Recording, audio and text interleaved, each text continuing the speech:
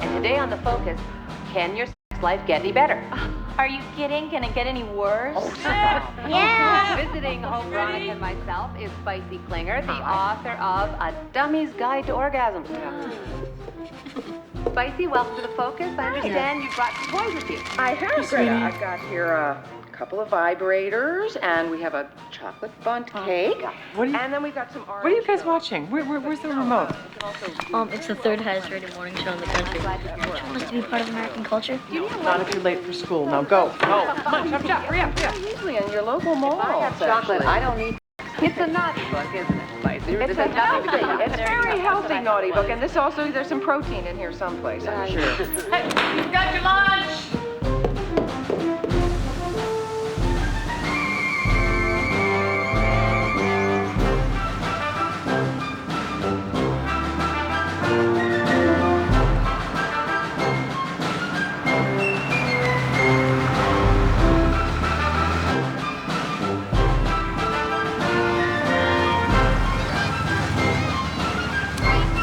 Bye, guys. Love you.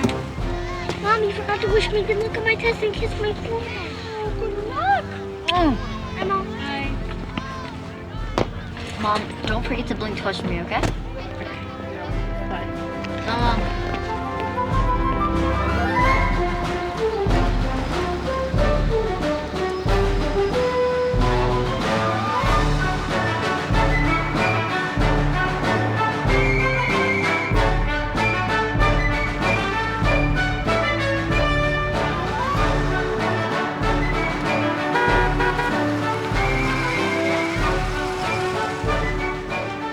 Hey, guys. Looks fantastic.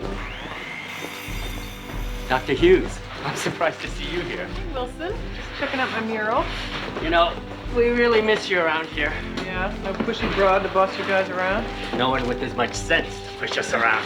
Oh, I love it. It's great. Look at that. The president is expected to nominate his next candidate for Surgeon General at a White House breakfast.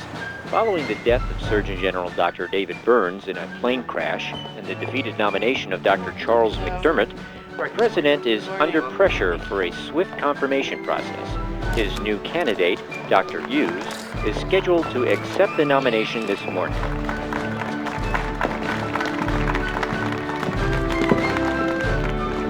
Good morning, everyone. I am absolutely thrilled to be here. And so, as physician to the nation, I will be in a unique position to further this administration's goal that every American, male or female, adult or child, will have access to the best healthcare information. Our greatest protection is prevention.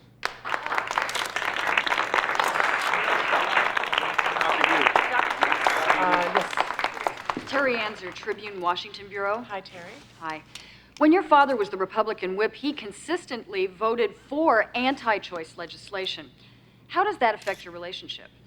One of the reasons my dad and I get on so well is that we both know that democracy means conflicting opinions.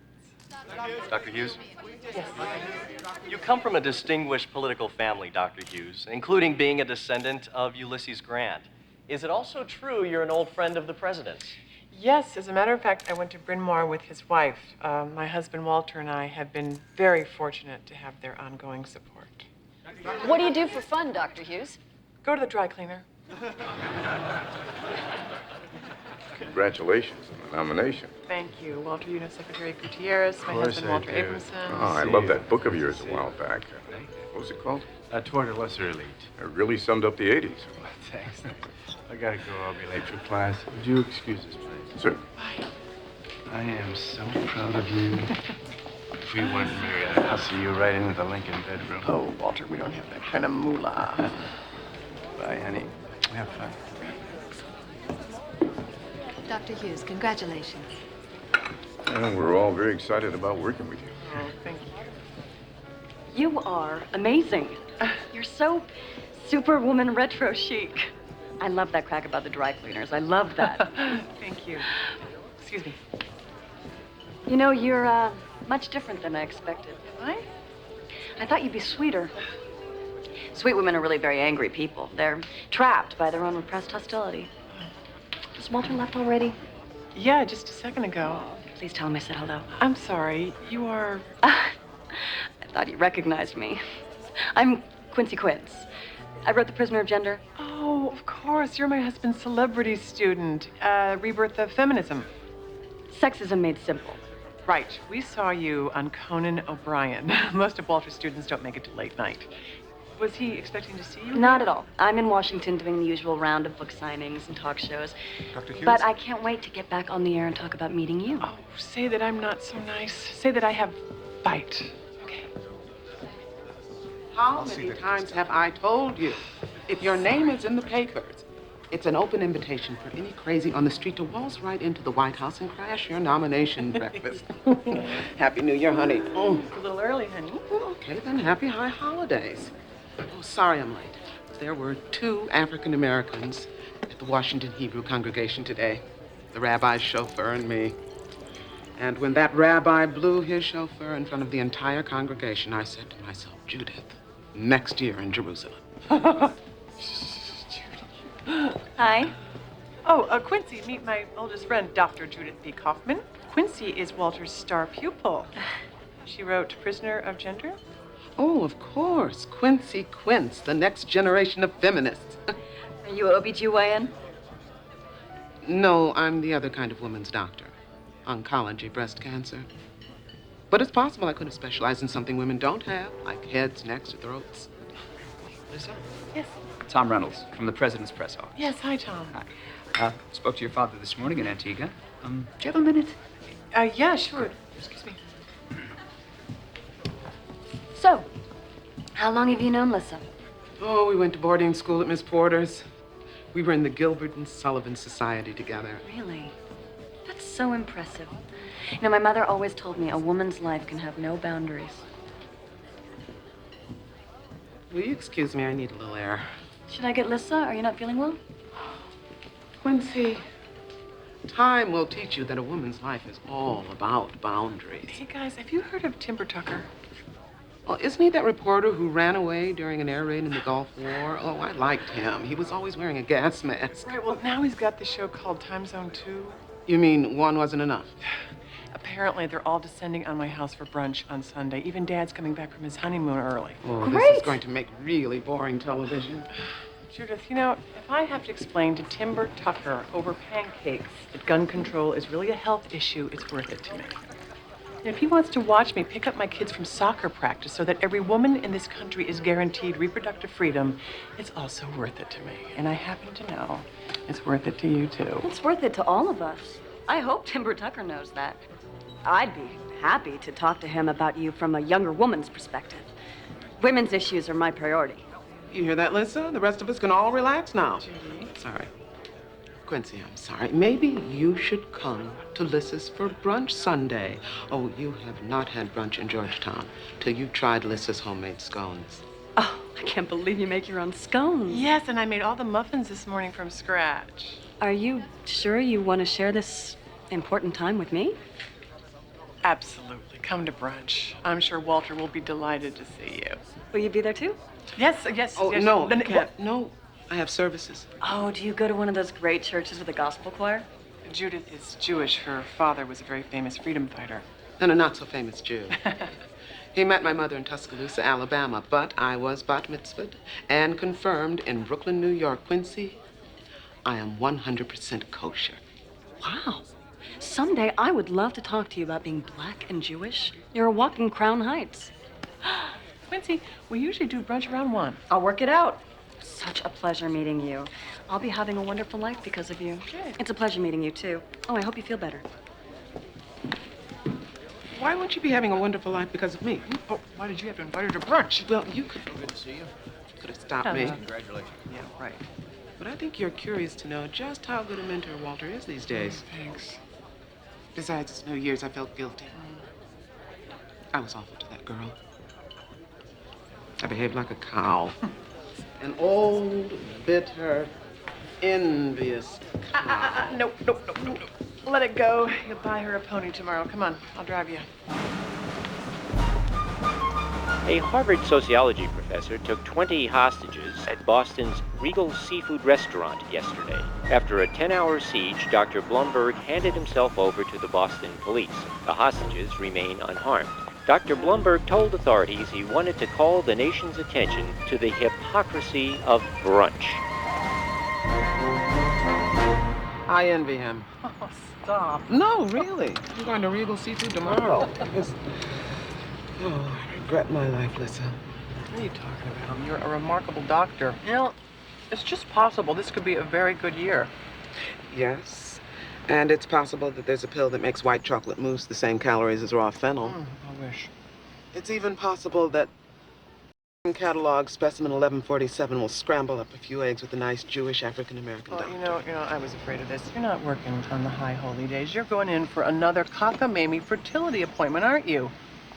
You've been doing this for 5 years, Judith. Every in vitro and hormone treatment known to modern medicine. Now, you're a good doctor. What do you think all of this is doing to your system? Not to mention your mental health. It's ridiculous to regret your life. All lives don't have to be about children. How would you know? Judy, I'm sorry. No, I'm sorry. You are the only person I know who dares call me Judy. I hope more than anything that this time one very clever spermatozoid takes a look at your eggs and says, "Hey there, cutie." You know, you have broken one of my basic rules. What?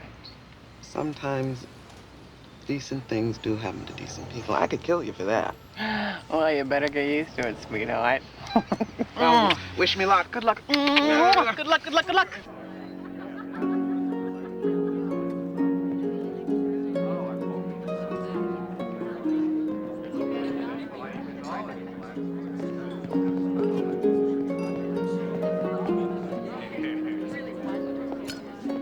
Hey, no.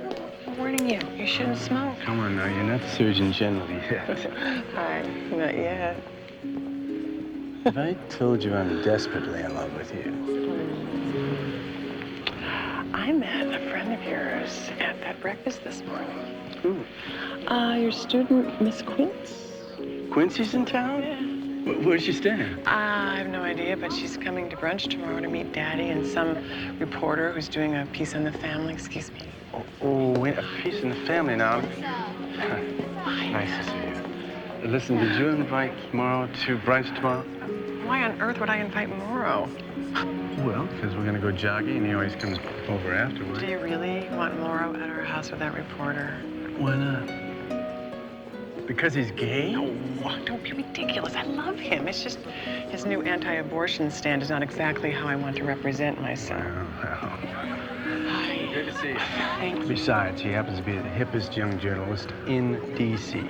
Fine, when I launch a hip-hop newspaper, I'll invite him. Thank you. Oh, come on now. Sally Quinn and Kay Graham would be thrilled to have him at their brunch. Besides, with Morrow in our home, no one would notice that you're a commie, pinko, pro-choice, cuckoo. Morrow makes you look positively middle of the road. He's your right-wing alibi. I don't know.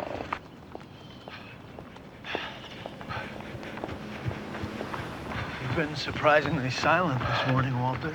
No opinions on world or local news? No nominations for whose Sunday column you could have written better? Did you hear about that Harvard professor who took hostages at the Regal Seafood Restaurant? That must have been some really bad clam chowder. Yeah. I knew the guy. He's a very respected sociologist. He must have just totally lost it. God, that's depressing. Won't happen to you, Walter. You take too many vitamins. That's true. I better get back for it. Let's get back with that reporter. Are you sure Lissa wants me there? Of course, your family. I better change. I might get lucky. Everyone says Timber's... It's impossible. He's a war reporter. I know.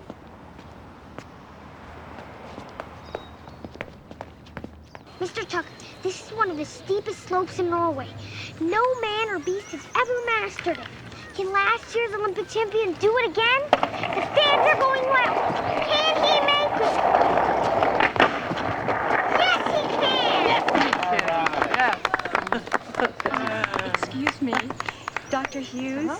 I saw you yesterday on C-SPAN.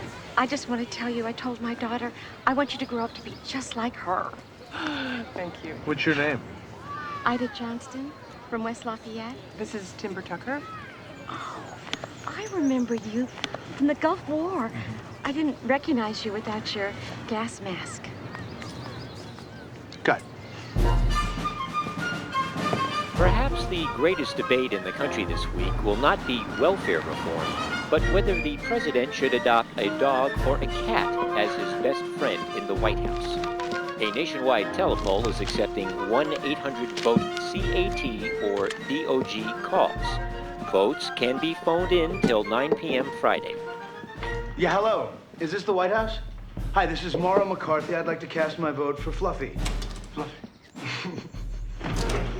Guys, you can sit up in the garden. Carmelita will show you where. Follow me first. Oh, Walter, I'm glad you're here already. Hey, aren't you glad I'm here? Yes, but you're always here. Timber, this is our friend, Mauro McCarthy. Oh, I miss reading your column in the Post. The president doesn't, and frankly, I'm much happier working on my screenplay now. I don't believe Lissa mentioned me. I'm Walter Abramson, her husband. How are you? Hi. Would you like a Bloody Mary? Sure. Okay. Where are the kids? Oh, we dropped them off at Donnie's. They wanted to surf the net and download who knows what.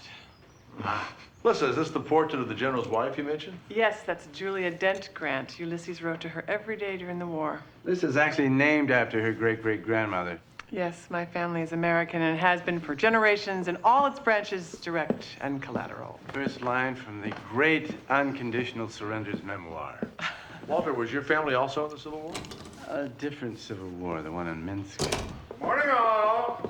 Hello, Senator. Dad, hey, welcome back. Thank you, darling. Chubby, how are you? Hi, Chubby. Hello. How you doing? Timber. Walter. Do you know my beautiful bride, Charlotte? I don't believe I've had the pleasure. Please, call me Chubby. Everyone else does. I'd slug someone who called me chubby. But I never was, so it's just amusing. I do hope that you and Lissa had a very productive morning.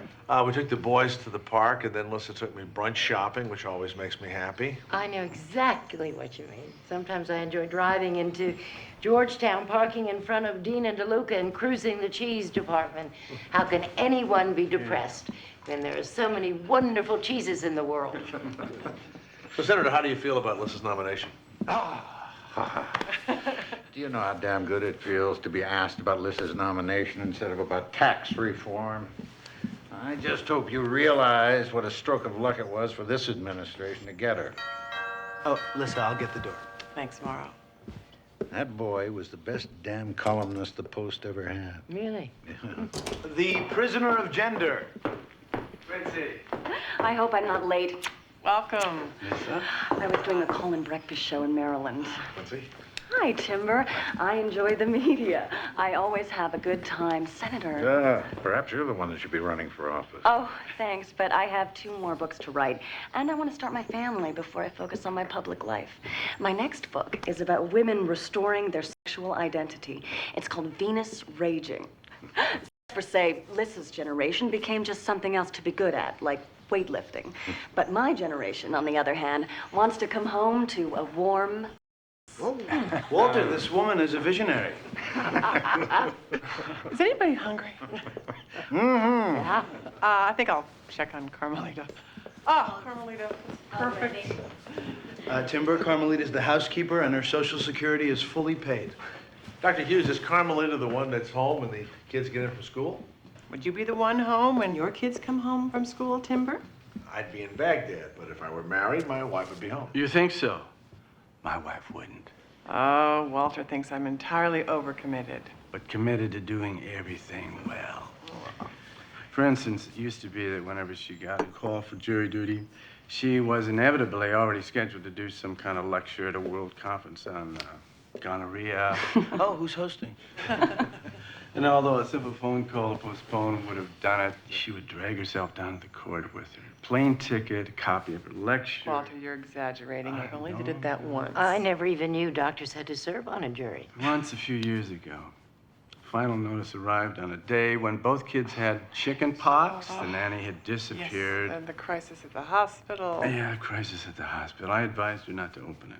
Most professional women with their commitments wouldn't. Well, I didn't deliberately not open it. I misplaced it. You know what I love about the American justice system?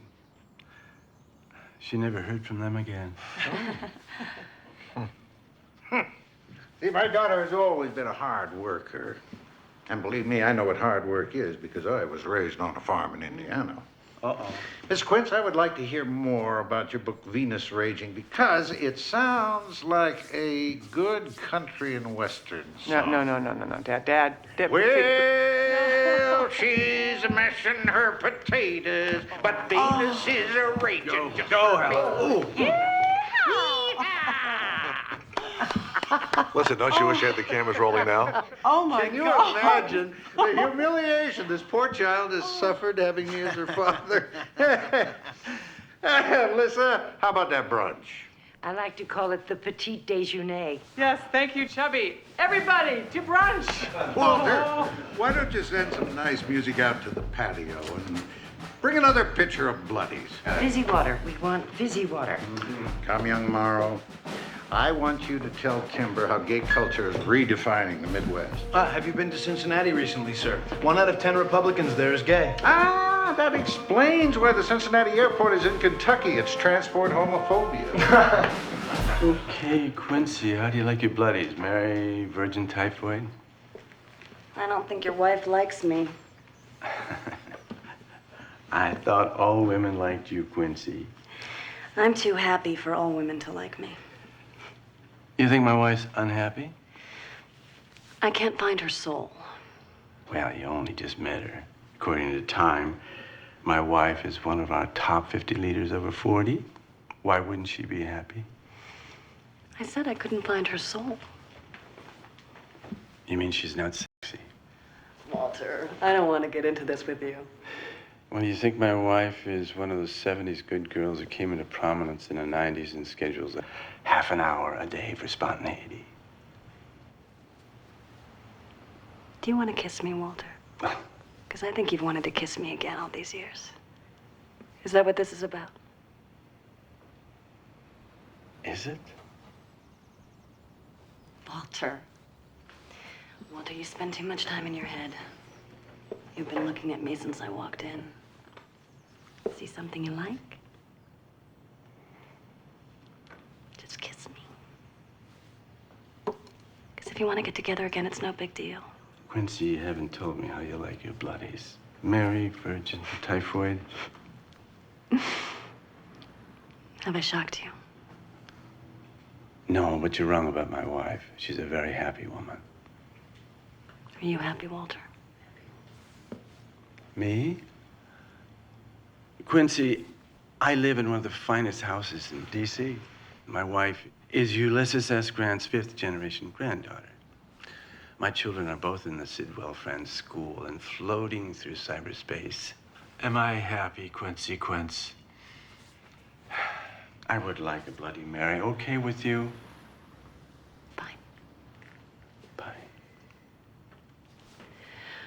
Walter, I'm scared of going out there. I can tell Morrow thinks I'm like virtual stupidity. Don't worry about it. Morrow thinks I'm actual stupidity. That's his job. I love it when you laugh. You're such a kind man, Walter.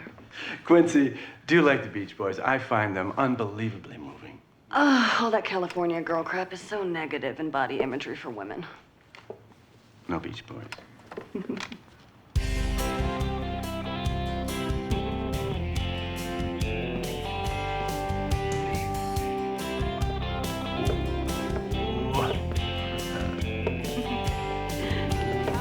Hey, partner.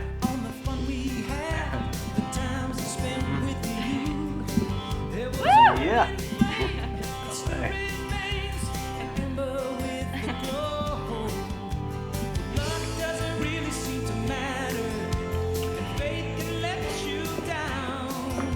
Walter, could you?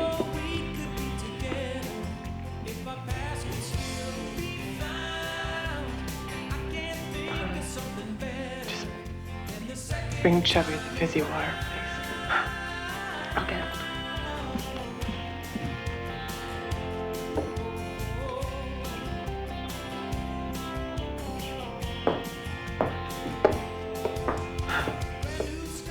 Alyssa, it just happened. It didn't mean anything. No, Walter. This is new. It's never happened in our home before.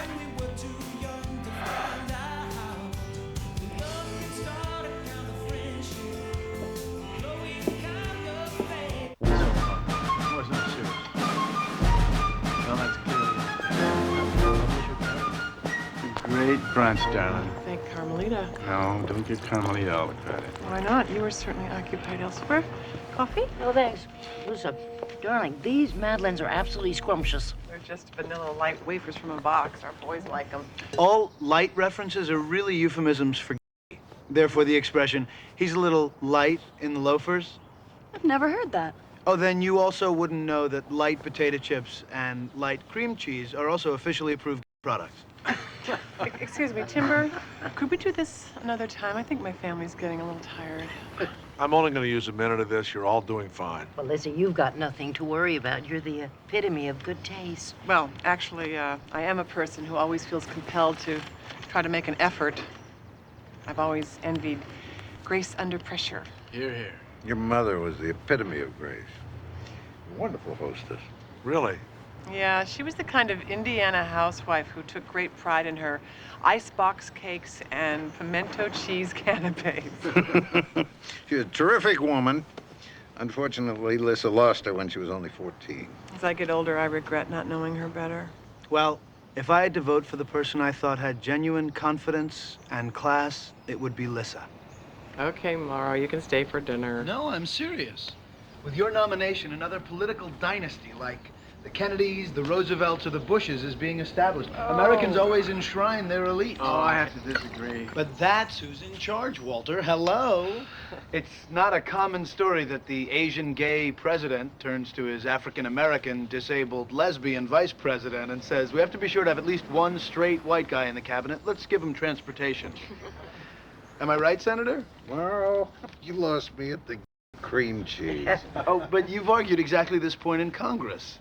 Liberals are complete hypocrites. They believe they deserve special treatment and even forgiveness because their heart is in the right place. Tomorrow, I never mix politics with brunch. Well, take, for example, your own daughter, wife of one of my best friends, Surgeon General nominee, a woman of impeccable commitment, at the forefront of women's health issues, pro-choice, pro-gay, has never served on a jury. She's a very busy woman. I've always had work or family conflicts when the invitations arrived. I mean, the summons arrived.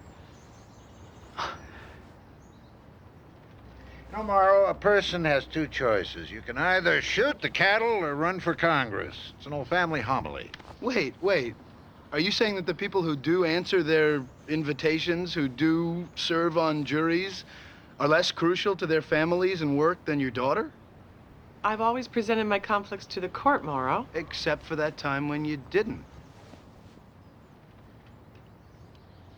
I once didn't pay a parking ticket, and nothing ever happened. My daughter has been a brilliant and diligent public health administrator, and she will be a brilliant and diligent Surgeon General. Here. Thank you. Thank you, Timber. This has been terrific fun. I'm sorry, but Chubby and I are expected at another brunch. Right. Thank you, Senator. I appreciate your time. Dr. Hughes, I'm sorry, I have to ask a question just for clarification. Sure. Did you intentionally not answer a jury duty notification? No, I believe I misplaced it. Subsequently, did you contact the county clerk's office? No. Lighten up, Timber. Were you intending to bring this up at the confirmation hearing? It never occurred to me. Timber, my wife is a mother of two small children. She ran a major public hospital. She is, in fact, a very busy woman. Lissa, will you please walk with us to the car? Sure. Bye-bye. Thank you very much. Thank you. Okay. Okay, thank you. That's it. We're good.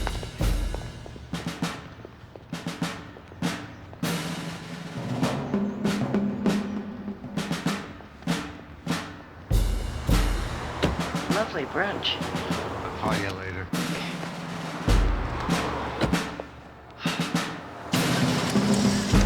There's another way to look at this.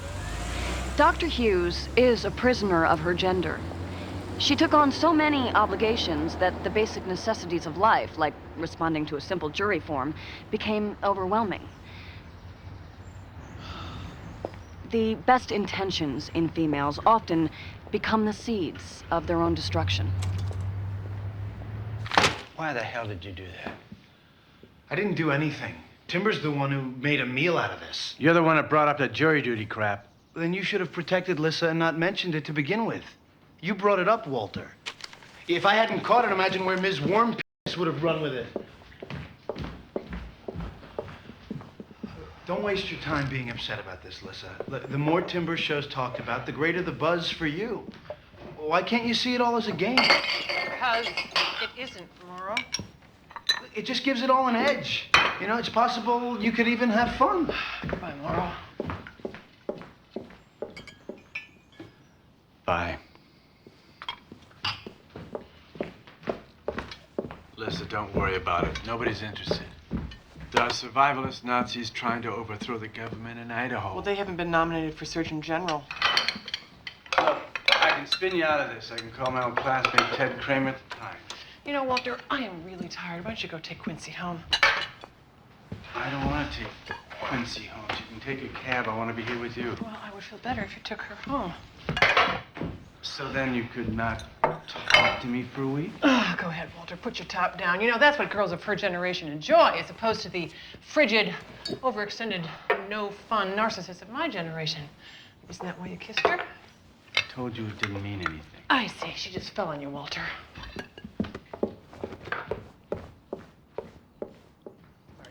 Quincy! Hey! If you need any more help with this, let me know. Sure. Walter said he'd drive you home. Oh, I'm just at the Four Seasons. I can take a cab. No. Georgetown isn't as safe as it used to be. You know, Walter has always been so proud of your achievements. Where we've erred, you will surely transcend. Thanks. Bye. Bye, Timber.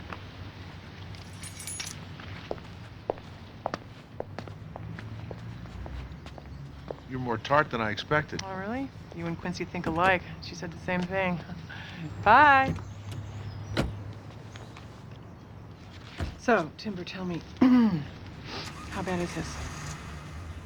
Well, you can't really call it, but if it makes you feel better, watch the news tonight. You have a lot of stiff competition.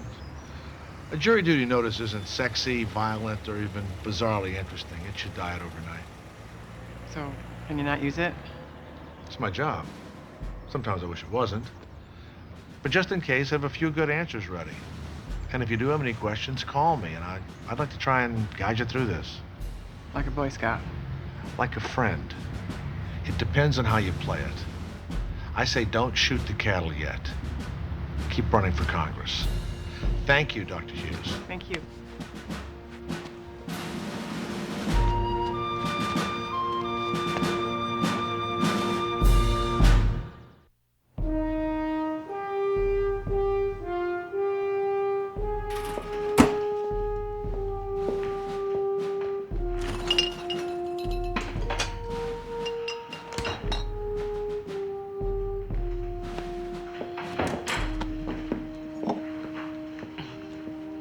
Judy?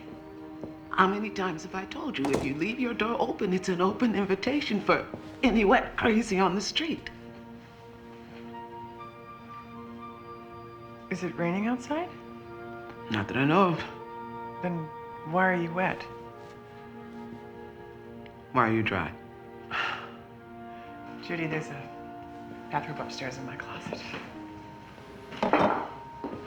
Listen, do you know what Holy Tashnik is? No, I'm afraid I don't. Tashnik is the festival of regrets. Good Jews throw breadcrumbs into the water and send 365 days worth of their sins and sadness out to sea. Judy, please. My post-brunch show just blew up in my face, so will you just go upstairs and change? Thanks.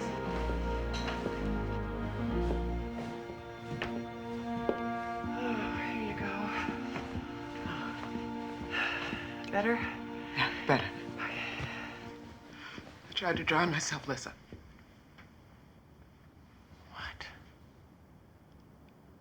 I went to the Festival of Regrets. I prayed by the banks of the Potomac. I watched while the men tossed in their breadcrumbs of secret sorrow. Oh, Lord, my God, I cheated on my income tax. Oh, Lord, King of the universe, I lust for the Asian checkout girl at Hanny Farms Delicatessen. At first, I remained quiet. I stood there, feeling my familiar distance and disdain, and then, almost involuntarily, I began shredding my low-fat cranberry orange muffin. I wanted this God to know me, this Yahweh to know me. So I tossed my first crumb into the water. Oh, Lord, my God, I distrust most people I know. I feel no comfort in their happiness, no sympathy for their sorrow, and a tiny cranberry sits still upon the water. Oh, Lord, our God, who is like you in earth or in heaven. I regret the men I've been with. I regret never having children. I regret never having learned to be a woman. I pull off the entire top and a wad of muffin sails like a frigate toward the Washington Monument. Oh, Lord, our God, mighty of mighty, holy of holy. I can't make life and I can't stop death. Oh, Lord, my God, the Lord is one. I've wasted my life. And I jump in. And then? Well, it seems like I'm still a pretty good swimmer.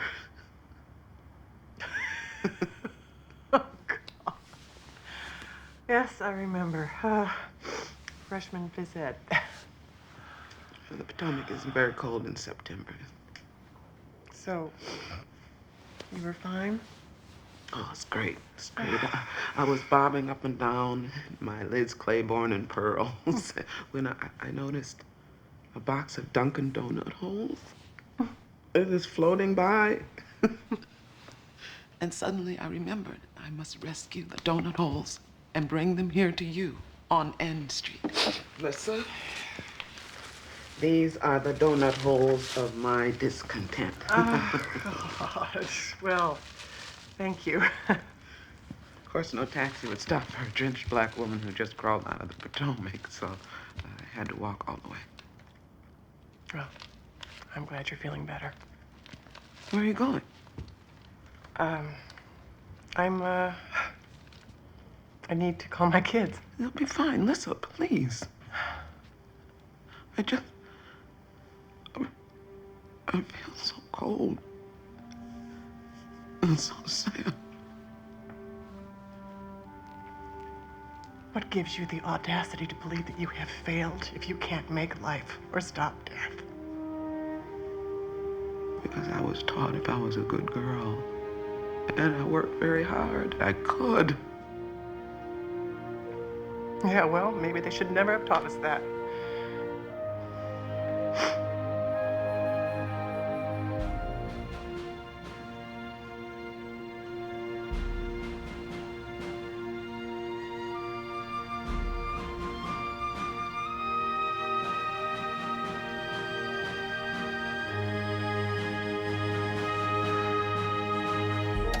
Hi, I'm Greta Hewitt, and today on The Focus, can we do it all?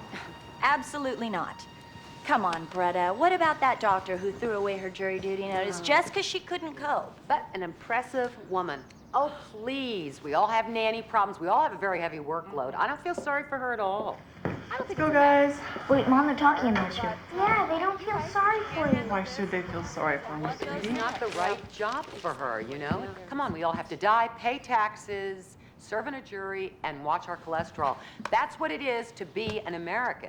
How is your cholesterol right now? Mom, is throwing out a jury notice a crime? I didn't throw it away, sweetie. I misplaced it.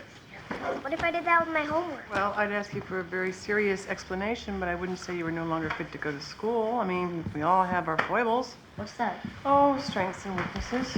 So we all have our gerbils. Yeah, well, we all have those too. We're getting gerbils? No, we're not getting gerbils. We've seen the same thing over and over again with all baby boomers.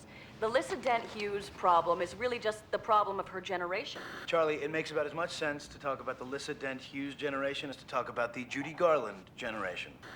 Mrs. Blumberg and I would like to apologize to all of the hostages at the Regal Seafood Restaurant. Leonard was on an antidepressant, and they changed his prescription. But now I'm at Zoloft, and I'm back at Harvard. Leonard. The way I see it, it's up to Lissa to come out swinging. Ms. Quince, isn't it the responsibility of the president to come out swinging for her? Absolutely not. She may only have been waiting for the president to do the right thing. This country insists on dealing with women as casualties. Quincy just made a very good case for you in Crosstalk. Yes, my nomination is going to sell Quincy a hell of a lot of books. We'll be taking prisoners of gender all across the country. Oh, come on, everyone says a piece on you, and the Post this morning was very sympathetic. No, here it is, right here. You're being repositioned by the media as a victim feminist. Damn it, would you just not quote Quincy to me, please?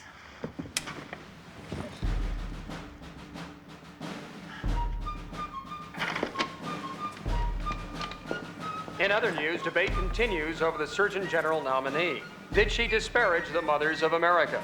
Yeah, she was the kind of Indiana housewife who took great pride in her icebox cakes and pimento cheese canapes. Public opinion is running against Dr. Hughes, 3-1. I've always had work or family conflicts when the invitations arrived. I mean, the summons arrived. Next time I get a parking ticket, I'll call it an invitation, too. No word yet from the Oval Office as to whether the You had it too easy, that's all. Everyone who grew up in the 60s had it too easy. Lissa Hughes knocks mothers of Indiana? Barry of the Barry State has word that Lissa Hughes has more problems than just the justice system. First of all, she's pro-choice. Can you believe it? And then there's her academic husband taking a very personal interest in his gifted female students. And Dr. Hughes doesn't seem to mind. So do we want a femme cuckoo being physician to the nation? Mom, did Dad ever have any other girlfriends? Of course, before he married me. I had other boyfriends, too. Well, Barry of the Barry State says Dad has no family values. He says Dad has Woodstock disease. Well, Barry just wants to get talked about. Now listen, all that matters is that your dad and I love you so much. Okay? Okay. Hey, sweetie. Oh. No, I believe I misplaced it. I believe I misplaced it.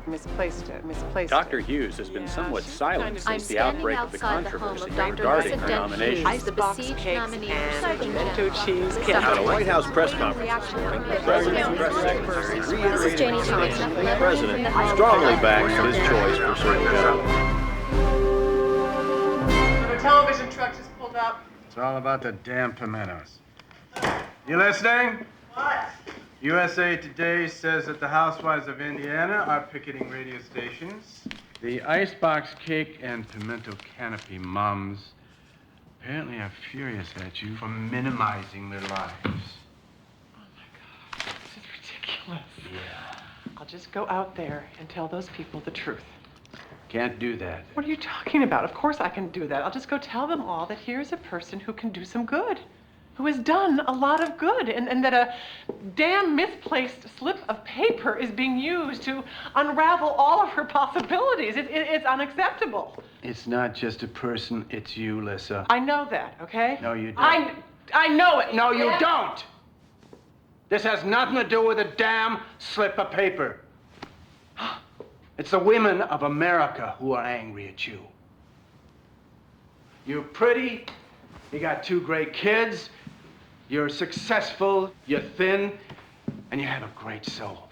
Let's face it, darling, in the heartland, that means you are one privileged, ungrateful to her mother conniving baby.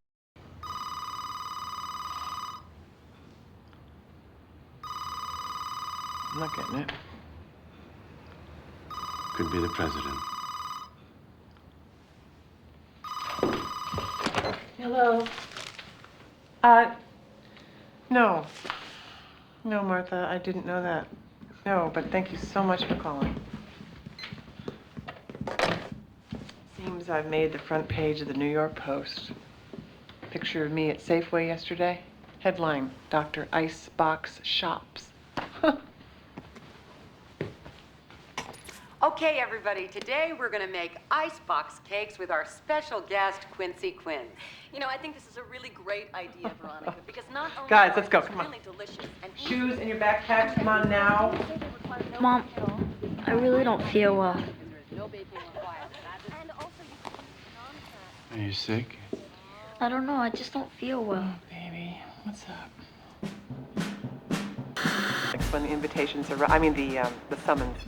With Lissa Hughes, we have one of the most respected public health officials in this century being turned into a victim. Who's the kind of Indiana housewife who took Did great you pride in her intentionally icebox not location answer in a the jury center? duty notification? Let's face it, Charlie. Some Lissa sort of Hughes' contact problem only came up because it was a really dull news week. If we bomb Kosovo again... My daughter has been brilliant and diligent. I went to Bryn Mawr with his wife. Did I invitation to the house to Dr. Hughes today? See how... And this generation never examined the consequences. You're right. She can't handle this. What does not For women as casualties of gender. It's time for Lissa Hughes to take back her power. Inevitably leads us to the current jurygate. Current jurygate. Jurygate. Jurygate.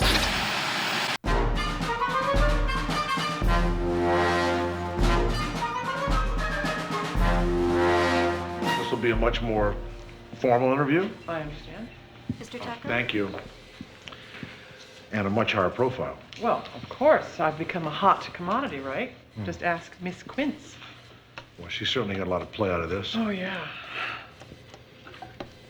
Are you attracted to her? What, are you kidding? No. Way too old. I'm into 20-year-old bimbos. You with me? Well, yeah. I mean, those girls on the cover of Sports Illustrated with the swimsuits? The swimsuit girls are much too upscale for me. I'm talking Dunkin' Donut twins in Eugene, the cashier of the Shreveport airport. That's America to me. Bada bing, bada boom. And she gets you a beer and turns it into a sandwich. What kind of sandwich? Are you really choosing to continue this conversation with me? Timber, I haven't heard from the president in over a week, okay? I may have set back every single cause I've ever believed in my life. Not to mention cast a dark shadow on women in politics and probably put the final lid on national health insurance. So yeah, I really, really want to know what kind of damn sandwich? Brie with pesto and sun-dried tomatoes. Wow, that is a very pretentious sandwich. She couldn't have turned into a grilled cheese or something? Okay, all right, then. So, see you Sunday. Oh, man. Good evening. I'm Lacey Ann Cochran, reporting from the home of Dr. Lissa Hughes. Dr. Hughes, do you have any comment regarding the controversy over your nomination for the Surgeon General? Dr. Hughes, is there anything that you'd like to say on your behalf? Isn't it your obligation to perform?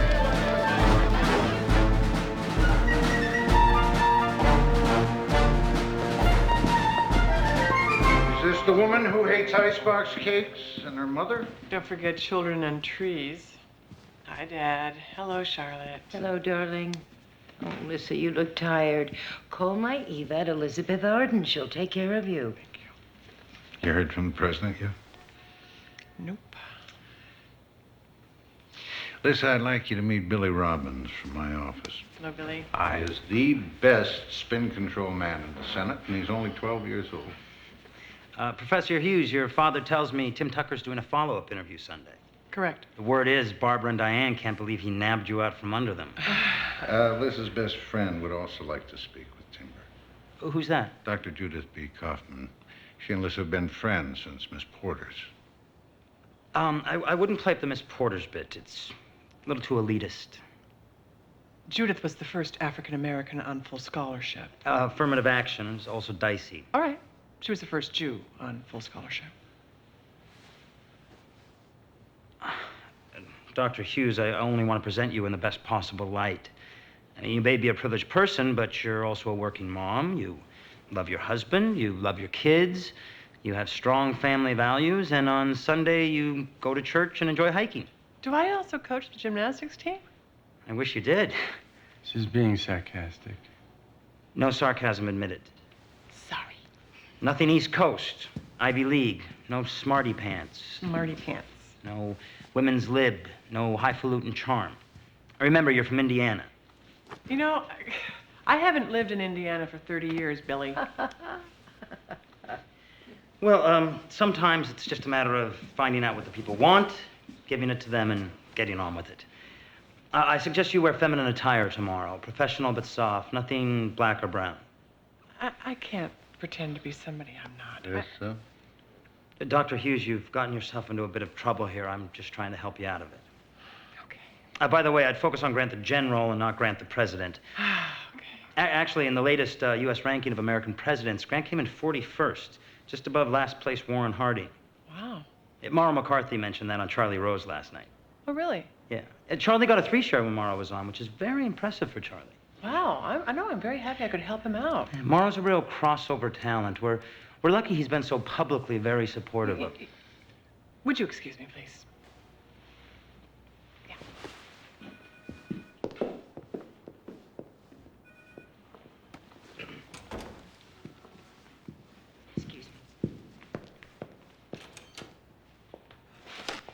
Do you think that man ever has...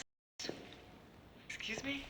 Do you think that immaculate little man ever takes off those preppy little clothes and gets down and dirty and nasty, sweaty? You. Scary, perma-pressed creature.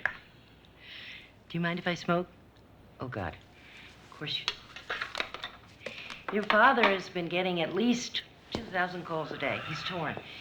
He's a very good father, but he's also a very good senator. And he'll be up for re-election next year. I know, but what can I do?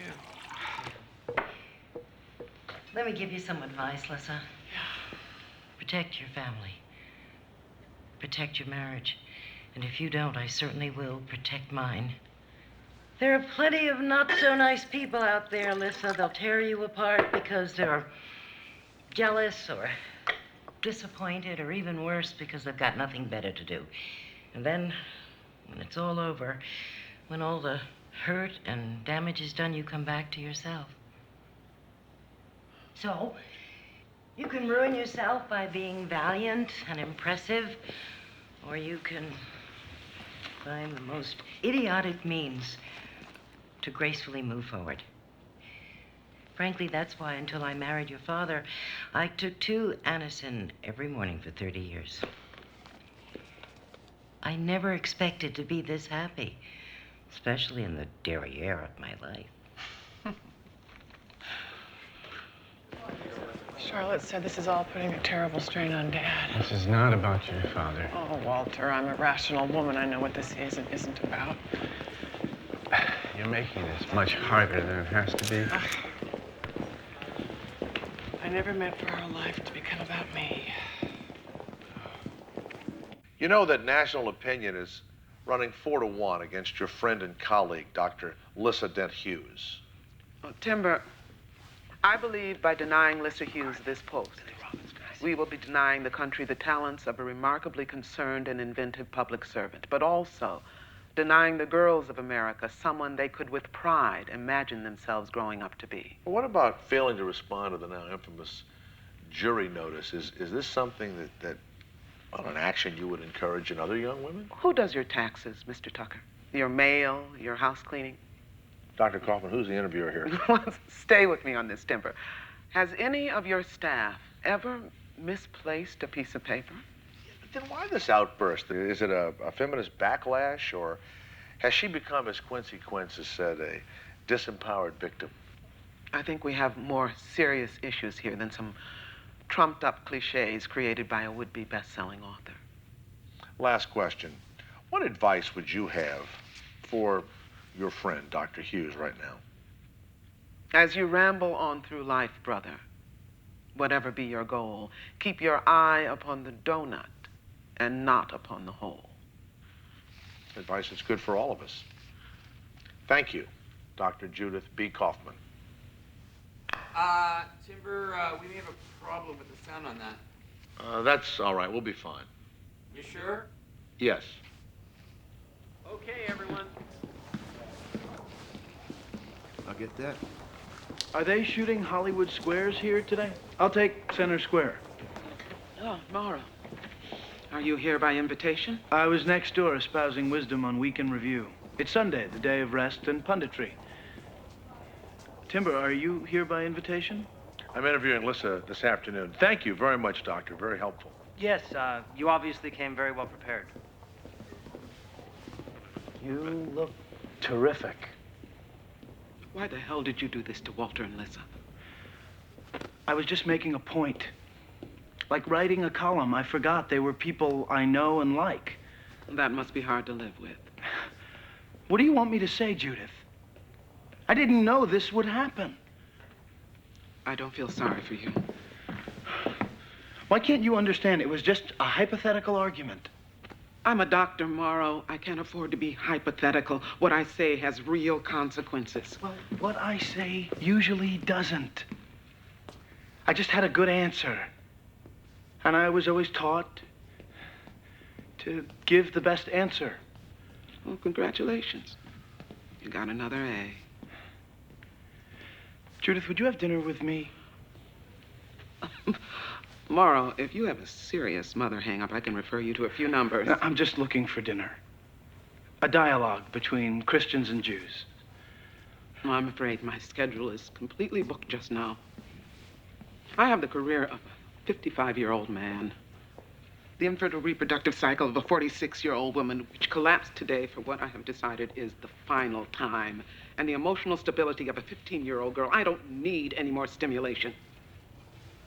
I'm sorry that happened today. You deserve great happiness. Is that hypothetical, too? Judith, if I don't have Walter and Lissa's house to come to, I have nowhere else to go. You should have thought of that earlier, before you gave such a good answer. Heard you got Charlie Rose at 3 sharing Friday night. This all could have been avoided. You didn't have to run that piece. Lissa is an earnest public servant, and she'd make a fine Surgeon General. I think so. But you could have fooled me. I may be just a non-Ivy League TV news guy, but the things you said about Dr. Hughes last week didn't sound like an overwhelming endorsement to me.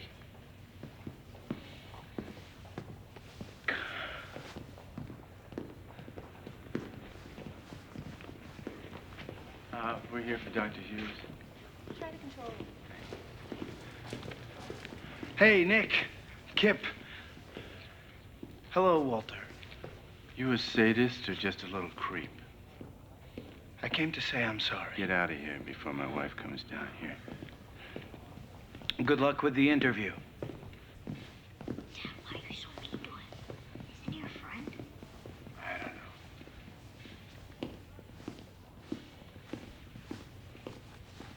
I think I'm gonna watch this from down in the studio.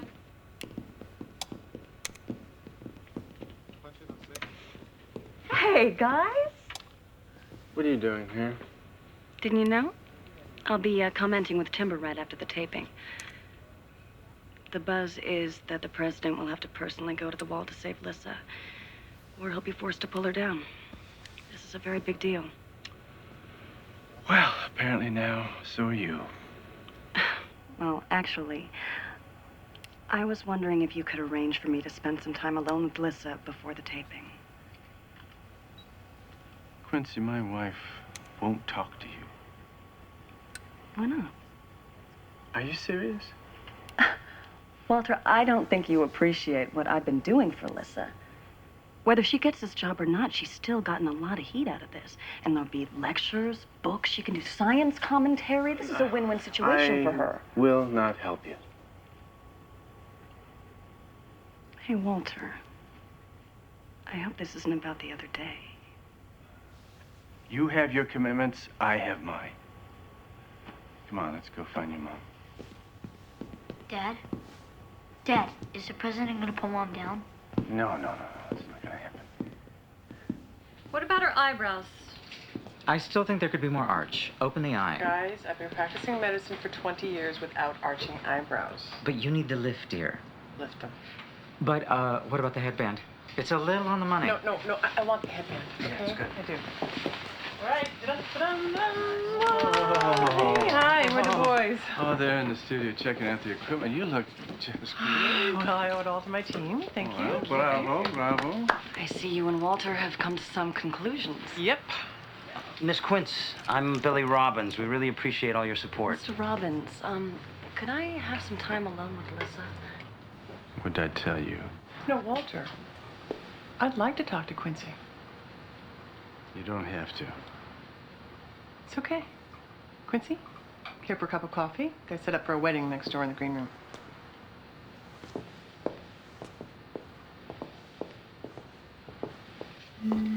So how are you holding up? Well, you seem to be the expert on me, Quincy. How do you think I'm holding up? Oh, want a carrot curl or a radish rose? Look, maybe this is none of my business. Oh, but I am your business. Sorry. But I am on your side. Listen, I can think of a lot of reasons why you wouldn't like me. But it's not good for any of us to watch an established icon being hung out to dry. You know, the last time I wore a headband was at a Miss Porter's school dance in 1967. I had a crush on Tommy Talbot from Hotchkiss, but he liked girls who played lacrosse and wore ladybug dresses and headbands. So the night that Tommy showed up at Miss Porter's dance, I put one on. How'd he like it? Oh, he loved it. We went out for 2 years after that. But whenever I came back from a date with him, I would pull that headband right off my head.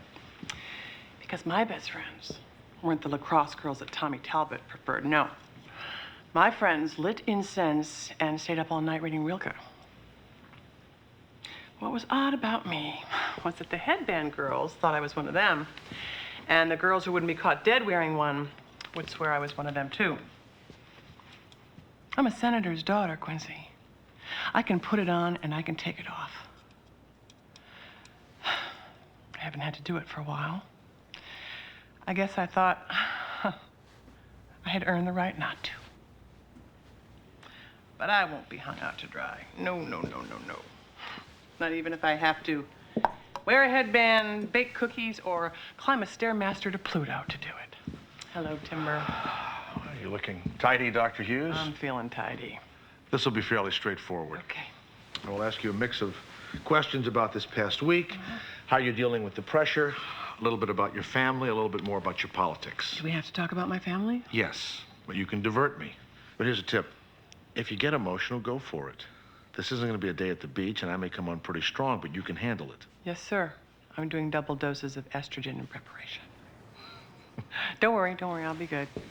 Hi, Mom. Hey, Mom. Hey, guys. Mom, we just saw Veronica from the Focus. Oh, wow. Ugh, those women are vultures. Quincy, is that any way to talk about your colleagues? Can we get started on this, please? Listen, don't be nervous.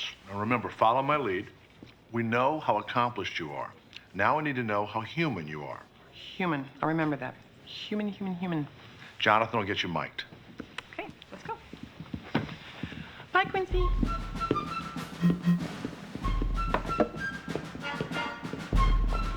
Mom, there's Veronica. Hi, Veronica. Hi. Oh, Dr. Hughes. Hello. Hello. You are so much prettier than person. Thank you. My sons and I are big fans of your show. Well, thank you. You certainly have given us a lot of grist. Yeah. Good luck with everything. And you know, whichever way it turns out, we would love to have you on the Focus. Absolutely. Really? Oh. Oh, great. Great.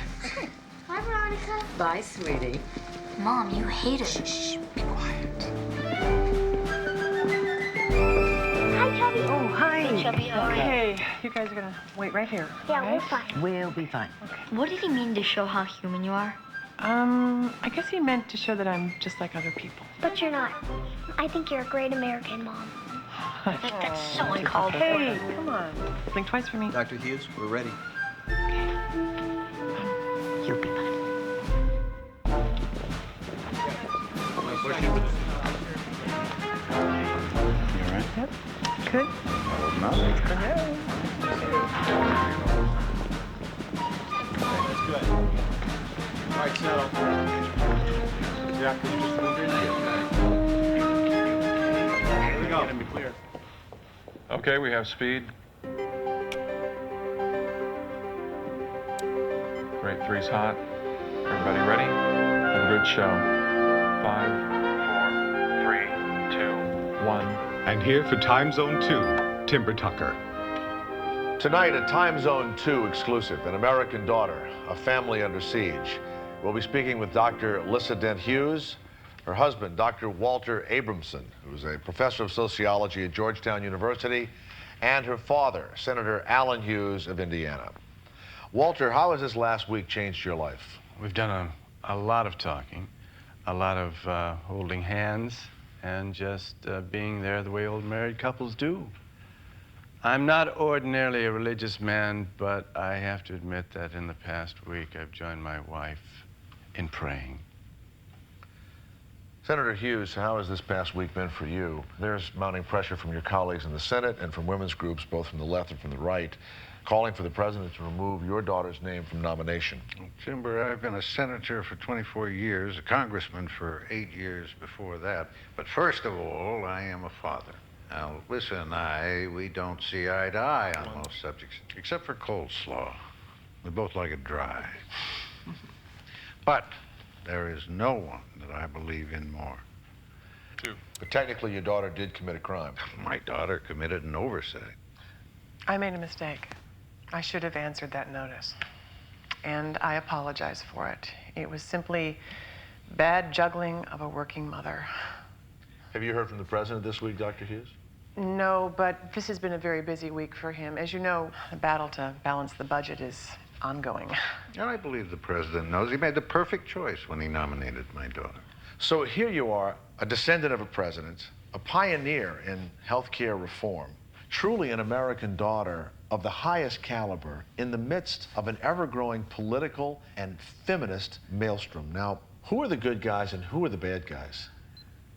I don't look at things in black and white. It's not even really good medicine. If there's any fault, though, it's mine. As I said, I made a mistake. I was wrong, and I take full responsibility. Well, you've obviously had a long and distinguished career in women's health care, but female opinion is running against you 4-1. Do you have any idea why? I don't know. I was honestly surprised by that. Most of my work in medicine has been in increasing awareness of female health issues. So when you refer to female health issues, are you referring to your position on choice? Reproductive rights are one of many issues. For instance, primary care doctors? Yeah, but you are pro-choice. Yes. And your father is not. My father and I have differing opinions on many subjects, except coleslaw. Do you feel as though that you're close to your father and his fourth wife? Yes, I'm very happy Dad met Chubby. I mean, Charlotte. Have you been close to all of his wives? Well, I was away at college when he married Faye Francine, and I was a resident when he married Ginger Eichenbacher, sorry. So you weren't close to them? I believe that they were both very nice women. Mm-hmm. But I was already focusing on my own professional life, so that took a lot of dedication. And well, you have been for the last 10 years on the Good Housekeeping list of American women role models. Is that what makes women dislike you? Do they think you're too perfect? I hope not. Well, you are privileged.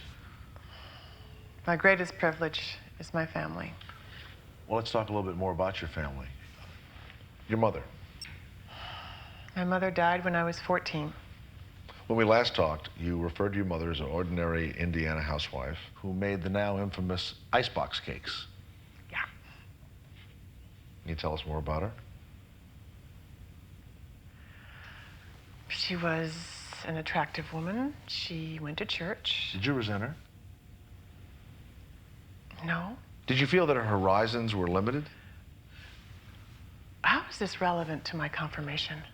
Because there are women in America who feel that your attitude toward your mother is your attitude toward them. I promise you, it's not. Were you always closer to your father than your mother? Timber, my father and I both chose careers in public life. What do you think that perhaps your father's career in public life caused your mother to suffer like so many other political wives? As you know, many famous political Timber, wives... I really don't believe we can judge who will make the best Surgeon General based on their mother's marital happiness. But you do agree that a family life is important. Yes, of course it's important, but it's also private. Well, the Surgeon General is considered the physician to the nation, and many American women feel that your private life disqualifies you from such an important humanitarian position. How could they possibly know about my private life? Well, they are convinced, according to our latest time zone poll, that you are both condescending and elitist. The women of America should concern themselves with the possibility of their reproductive rights being taken away from them.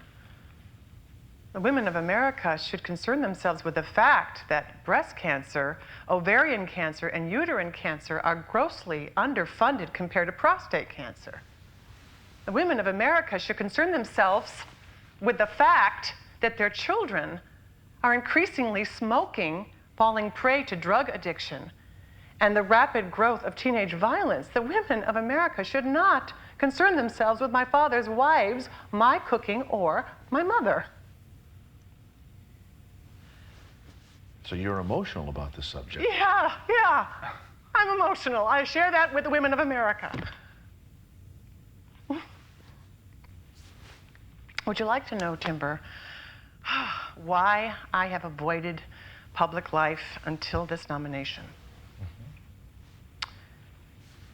Because I know that I can make a difference in the world without having to go through any of this. I know if I raise money for new wallpaper in my chemotherapy unit, it'll make a difference.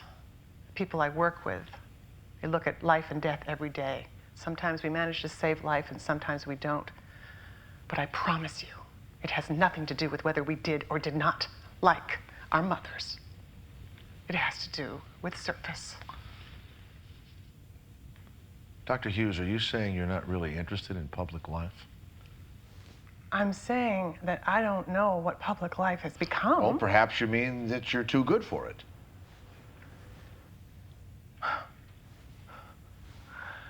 Oh, there's nothing quite so satisfying as erasing the professional competency of a woman, is there? Especially when there's such an attractive personal little hook we can hang on it. Oh, we all understand it now. She must have hated her mother. That's why she's such a good doctor. She must be a bad, cold person. That's why she achieved so much. And anyway, it would be all right if she were a man and cold. Oh, that man would be tough. We wouldn't care if he hated his mother. But a woman from good schools and a good family who achieved it all so easily. No, that woman has to be made to publicly suffer so that we know she's real. She has to soften how she looks and how she talks, so we approve of her. Oh, that kind of hard-working woman has to learn that it is arrogant to be herself. And if she refuses to compensate for her achievements, then she deserves to be hung out to dry. Whoa, sorry. Now, there's an argument the pundits can chew on all night. They can argue whether Lissa Dent Hughes' generation made any impact at all. The truth is, we're all still just twisting in the wind.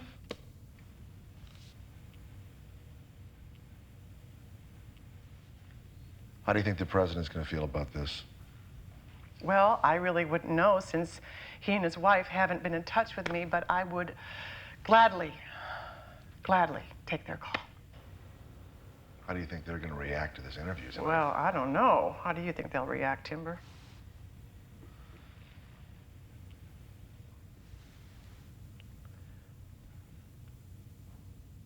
Senator, do you think your daughter's challenge to the president is unconditional surrender? You know, I've completed this interview.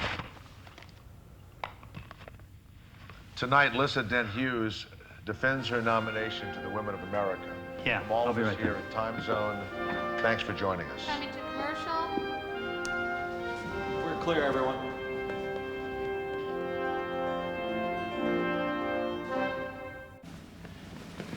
That's it.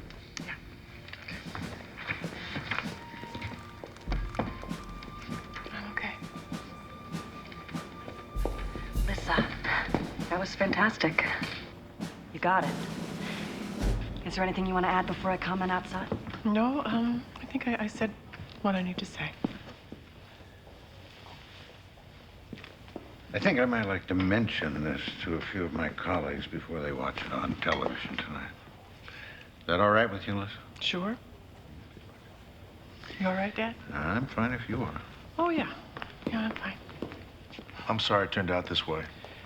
I tried to warn you. I appreciate it. I guess you wouldn't like to do a follow-up. No, I don't think so, Tim. Have I ever told you my chaos theory of broadcasting? No.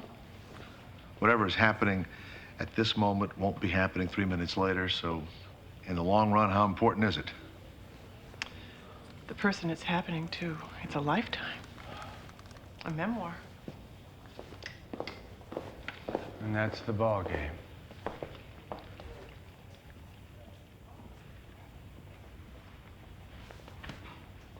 Guess I'll go get the kids. You were magnificent. You were just great.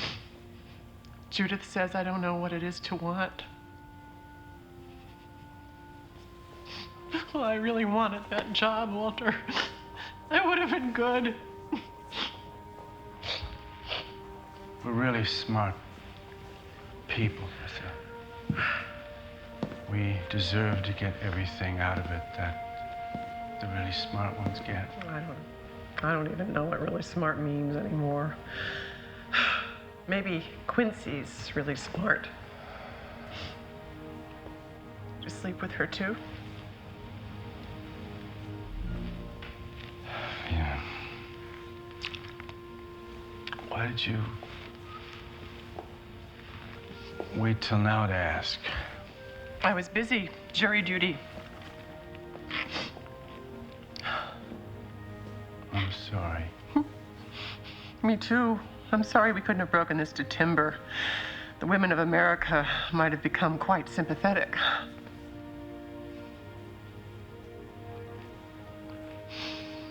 I don't even know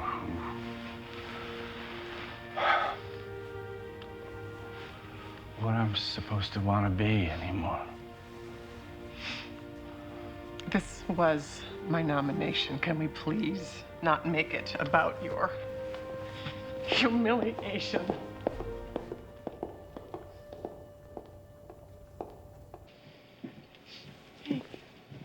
Hey, you guys okay? Yep. Sure? We gotta get going. I'm so proud of my husband. Bye, Lisa. Bye, Chubby. Good night, Grandpa. Bye, Dad. Hey, you guys ready to go home? You told the truth. Oh, honey, I tried. But that was a really brave thing to do. It went well, don't you think? Oh.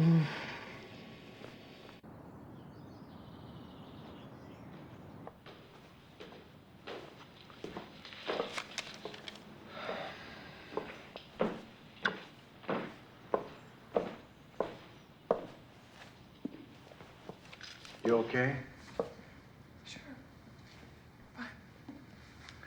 You know, I've been trying to work through a problem here, Lisa.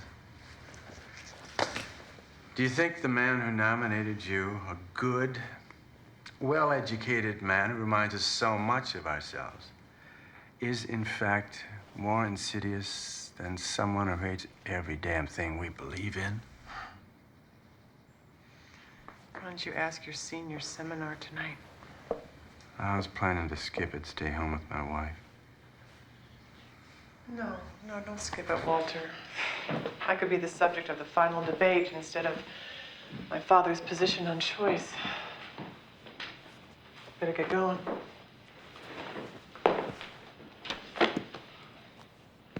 You'll be here when I get back. Where would I go tonight? Oh, I don't know. I guess I'm just afraid. like our boys. It's all right, Walter. I'll still be here when you get home. What about tomorrow? Bada bing, bada boom, I turn into a sandwich. What? Oh, just some useless wisdom I picked up along the way. You know what I regret even more than ever mentioning the damn jury notice? I regret not telling you how much I want us to work out.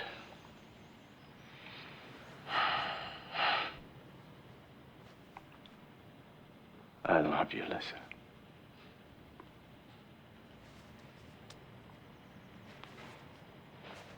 I've had endless patience for you. Now you have to have endless patience for me. Just so quiet. I don't know, maybe it's better. Maybe we've both been relying on the noise a little too much.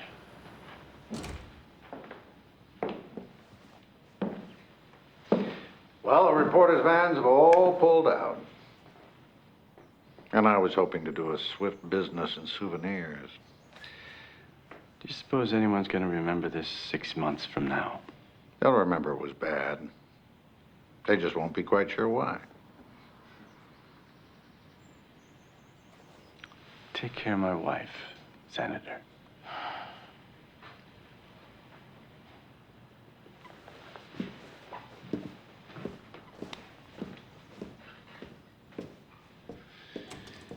I wanted to see if you might be interested in a late afternoon stroll.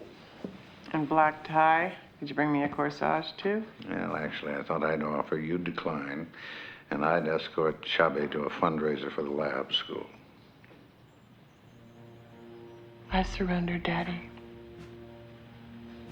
At 2:24 today, I called the president and withdrew. I know. I heard it on the radio in the car. Oh, mouse. Why didn't you call me before you withdrew? Would Ulysses have called his father? I made a quick assessment. The commander-in-chief thanked me for moving so quickly. You know, I would have stood by you no matter what. You tried, Dad. You're off the hook. I'm the one who didn't heed the ancient wisdom of Billy Robbins. I figured out why.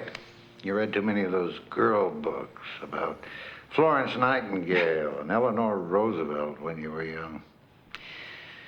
I should have found you heroines that were more sensible people.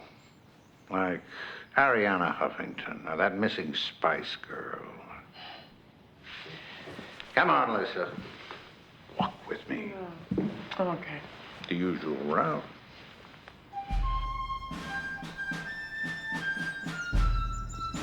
I brought you here from the first time you could ride on my shoulders. I know. Lisa, when this term is over, Chubby and I have decided to visit her born-again golf pro son down in Sydney. What? Well, with time getting short, I've decided I would rather shoot the cattle than run for Congress. Did you come to this conclusion this past week?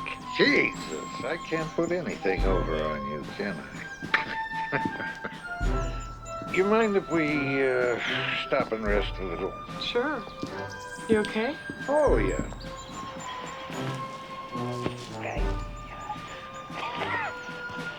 Lisa? Yeah, Dad? Make sure I'm not buried here. There's too much competition from all these egomaniac senators and generals. You just scatter my ashes on the Indy 500 Speedway. Oh, please. Yeah, do you remember when I was in elementary school? Every 2 years, just before your next election, you would buy me this red Chesterfield coat. Do you remember? That was a classy coat. Yeah, it was a classy coat for a 5-year-old. I was 12. That coat was a red badge of wool. But you brought it out of storage for every campaign. Oh, yes, always. Lissa in red, shaking hands, passing out brochures. Until you began telling the electorate that you no longer believed in your own candidate. Yeah, well, I developed a conscience both about the content and the garment. But you know what is so stupid? You're anything but stupid. No, I promise you. This is stupid. I was just thinking how I would give anything to have you show up at my house and say, everything's gonna be fine. And here's an awful red coat.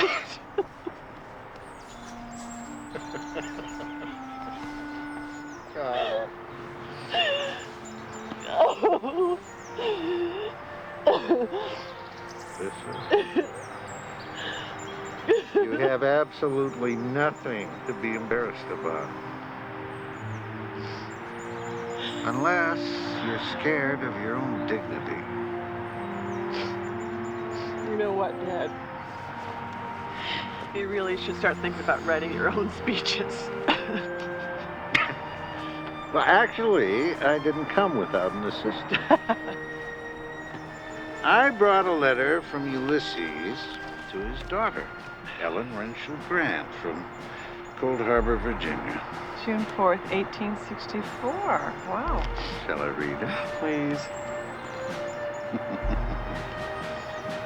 My dear little Nellie, I received your pretty, well-written letter today in my camp. Your mother wrote that you no longer wish to portray the old woman that lived in a shoe at the fair. Dear Nellie, there are times when I don't wish to go on either. We've been fighting now for 30 days and have every prospect of more fighting to do before we get into Richmond. It seems to me, for both of us, our task is to rise and continue. Look after your mother, study your lessons, and you will be contented and happy. Love, Papa. Dad, Nellie Grant had a disastrous life. Her parents married her off to some philandering Brit, and she ended up divorcing with 4 children at the age of 35. Our family is American and has been for generations.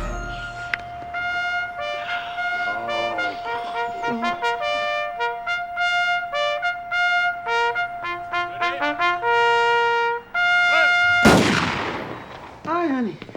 I just saw on television that the women of America 4-to-1 want the president to have a dog instead of a cat. Welcome back. The women of America also feel you were mistreated 5-to-1. Apparently, the women of America give you an 80% approval rating. Now, I need a second opinion. Can you please explain what is wrong with the women of America? I think you better call in a specialist. I'm really not equipped to answer this. Lissa.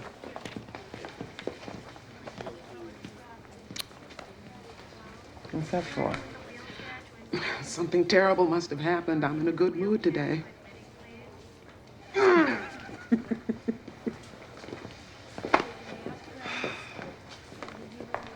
I'm Veronica. Today on The Focus, Senator Portman's diary. Ladies, is his sex life really our business? You know, Veronica, this is the kind of thing that makes me miss Lissa Dent Hughes. She was dull, but you'd be safe having dinner with her. I think we've lost something really good with Lissa Hughes' departure from public life. Oh, come on, Quince. She's not as funny as Senator Portman. I mean, the guy's hilarious. He's a nympho. So who are they going to get for the Surgeon General? No one. They're letting it rest. Oh, too hot a potato. yes, Very big deal. So what will happen to Lissa Hughes? We should probably write a book like everybody else, like our A lot of women want her to run for office. They identify with her. She's very popular. I don't hear that. Oh, Quinn. when are we That's gonna how she's stop run the being street. victims? We are goddesses. We Yeah, have we to are. be strong. Right. Do you mind? She's a strong woman. No. I hate those women. They remind me of my sister. The minute she became a victim, she's America's sweetheart. So, how are you feeling? Rather be in Bermuda. Oh, me too. If I have to be here, at least this is a nice place. I'm glad. You look familiar. Do I know you? I'm Dr. Hughes. I run this hospital. But you're talking to me. Mrs. Kramer, our task is to rise and continue. I beg your pardon? You're my patient, Mrs. Kramer. Oh. All right.